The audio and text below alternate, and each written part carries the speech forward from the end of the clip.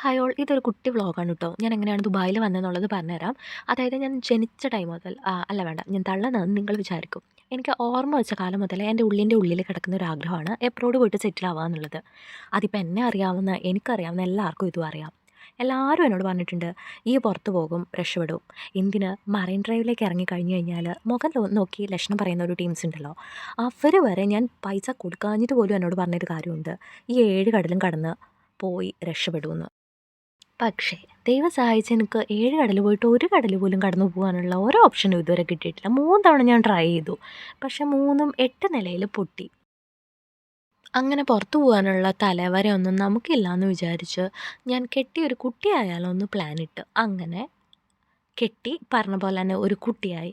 ആ സമയത്ത് ഒരാൾ എൻ്റെ ലൈഫിലേക്ക് വന്നിട്ട് ഒടുക്കത്തെ മോട്ടിവേഷൻ, ഹബീബി കം ടു ദുബായ് എന്ന് പറഞ്ഞിട്ടുള്ള റീൽസൊക്കെ ഷെയർ ചെയ്ത് എന്നെ എൻ്റെ ഇൻസ്റ്റാഗ്രാം അങ്ങ് മോട്ടിവേറ്റ് ചെയ്തു.